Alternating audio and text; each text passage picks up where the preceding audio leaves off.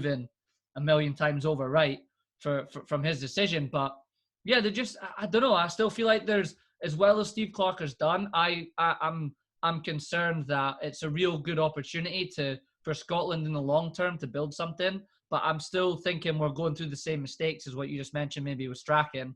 I still think that's going to happen with Scotland.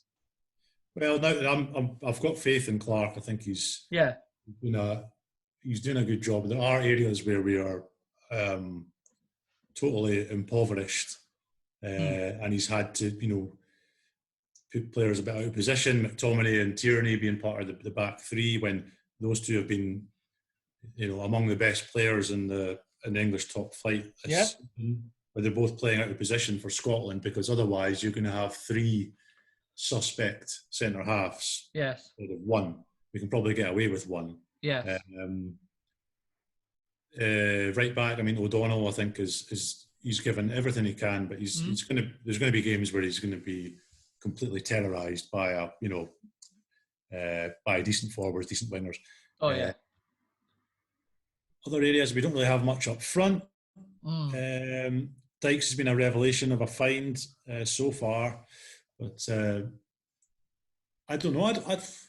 Could he get more out of it? Possibly, but I think there's most of our best players are in similar areas of the pitch. So you'd like to have Jack, McGinn, Armstrong, Inform, McGregor, Christie, Fraser, Forrest. You can't play all of those. So no, you can't. Yeah, you have to. Yeah, and I think he's probably found a system now that might not suit Forrest when he comes back. Where previously he was our best player for a spell. He was very good. I'm not really sure where he'd fit in the team now. So I don't know. I think it's a tough job, but at least he's got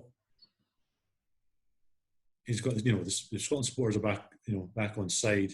I'm looking forward to Scotland games now. Yeah.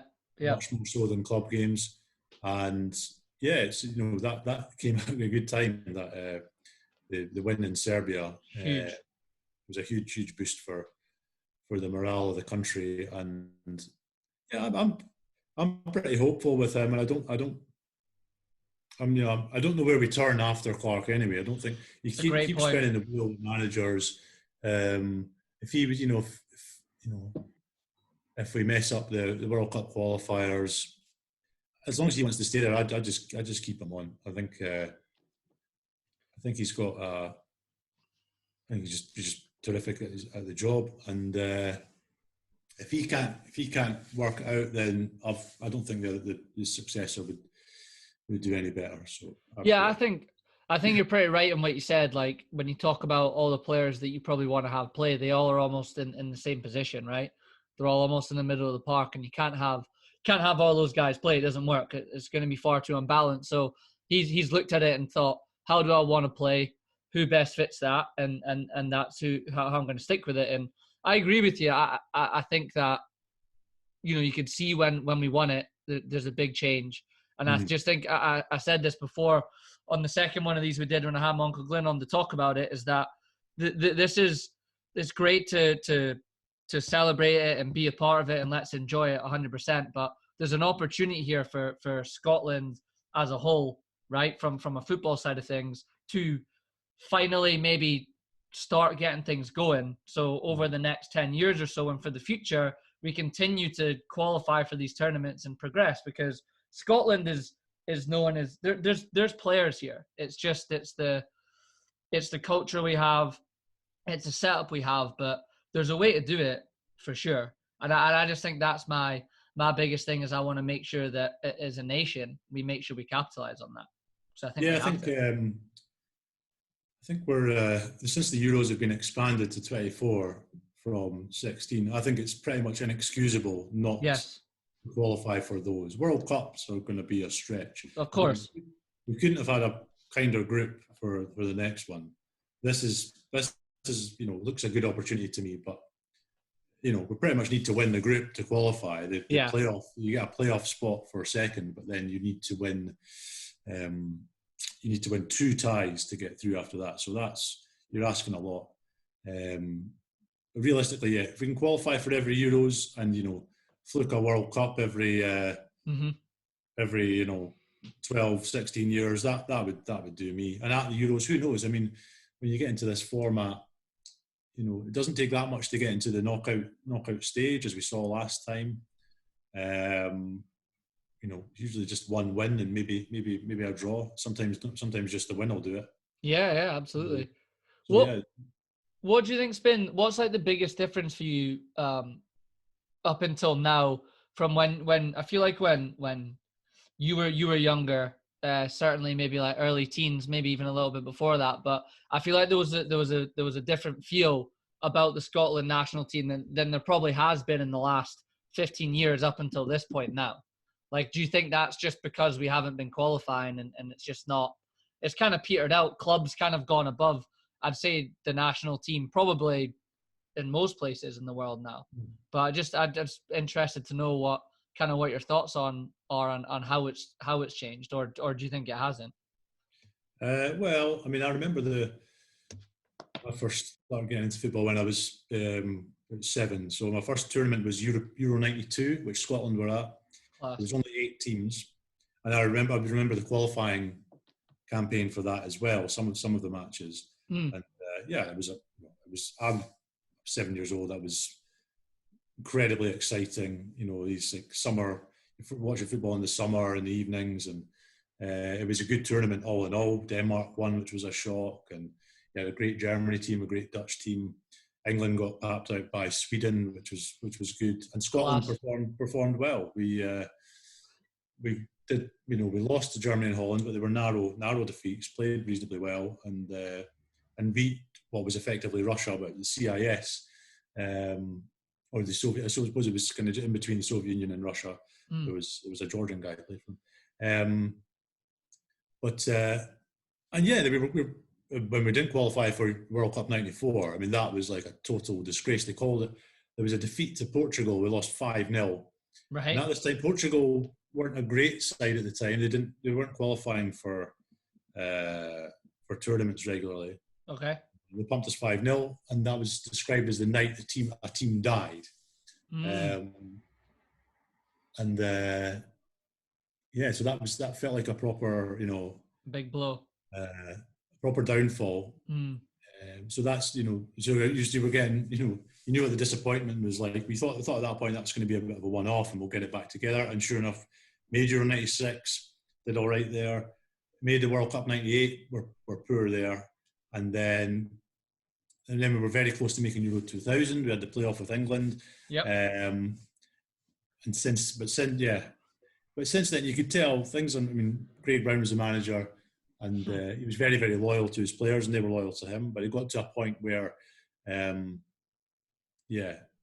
guy when Vokes took over, he really did have to start from scratch. Now people took the piss out of him for some of his selections. They said it was like jury duty, but he didn't have much choice, really. He didn't have a great deal to work with, and part of that was because Brown held on too long to the old guard. Didn't let younger guys come in. But Vokes got first caps for Fletcher, McFadden, and the Vokes era was pretty dire. And then, but there was an upsurge again in the Euro 2008 campaign where we been very nearly qualified. We beat France twice, and we lost to Italy on that day. And that the atmospheres at the games at that time were the best I remember going to Scotland games anyway. Class, man. I've never electric, and never been. It was tough, even if it was against somebody like Georgia were in our group. Getting a ticket for that was it wasn't that easy. You guaranteed a full house, 50 odd thousand, and even in before COVID hit, we were the gates we were getting for games were pathetic. I think the game against Albania we had about 17,000. Yeah. So you could have played that at like Rugby Park or Easter Road, but as a separate point, I feel I'm glad that things have revived now. Yes. but for a while, I got the feeling that with this, maybe going a little bit too political, but when the independence referendum came round, then suddenly there's obviously a bit of a divide in the country, and I think there's a lot of fans were put off being associated with the Tartan Army because obviously that would be considered Of the independence pro, thing. pro-independence. They wouldn't. That would, I think Scotland support suffered from that. Even though a lot of people who Scotland fans would have voted no as well, but Yeah, I think there was a bit of a split there. that would make And sense. maybe now we're just starting. I think it still is. The UK is a very divided place at the moment. Aye. As well. But Scotland is. I think Scotland lost a bit of its, backing in that time. But hopefully that can be put to one side, and I think everybody will be getting right behind them Oh yeah. in the Euros and the World Cup qualifiers as well. And hopefully my theory is wrong, and certain people will take the piss out of me for that, for thinking that has been the case. But I'm pretty sure it is, because there are games where we were struggling to get good crowds against your Slovakias, Slovenias, stuff like that, which were key games. We had a good chance to qualify out of that.